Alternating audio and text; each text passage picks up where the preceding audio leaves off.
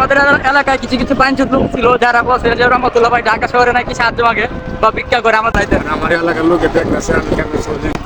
রহমতুল্লাহ ভাইয়ের সাথে আমরা আমাদের বাড়ি থেকে আড্ডা বেরিয়ে যাইতেছি। আমাদের এলাকায় কিছু কিছু পাঁচজন লোক ছিল যারা বলছে যে রহমতুল্লাহ ভাই ঢাকা শহরে নাকি সাহায্য মাগে বা ভিক্ষা করে আমাদের এলাকায় অনেক লোক বলছে বা অনেকে বিশ্বাস করছে। এখন আপনারাই দেখেন সে কি ঢাকা শহরে সাহায্য মাগতো, সে তুমি ঢাকা শহরে ভিক্ষা করতে বা হাত পাততো, তাহলে সে তো আর গ্রামে এসে উঠে চালাইতে পারতো না। আমাদের এলাকায় বেশিরভাগই মানুষ বলছে সে নাকি ঢাকা শহরে ভিক্ষা করে।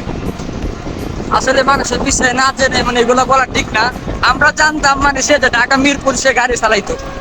মনে করেন তো এখন বর্তমান যুগে কার বদনাম মানুষ কেমন করবে, এই মানুষের এগুলো নিয়ে পড়ে থাকে সারাদিন। কিছু কিছু বাঞ্ছিত পোলাপান আছে আমাদের এগুলাই চলে। এগুলাই চলে। রহমত ভাই তুমি কিছু বলো ভাই। আমার কিছু পাওয়ার নাই, আমি গাড়ি চালাইতেছি। গাড়ি চালাইতে মানে আমার এলাকার লোকে দেখতেছে আমি কেন চলি, কি সমস্যা এটাই এখন আর আমার কিছু পাওয়ার নাই। এখন তো আমাদের এলাকার মানুষ দেখতেছে রহমতুল্লাহ ভাই যে গাড়ি চালাইতেছে।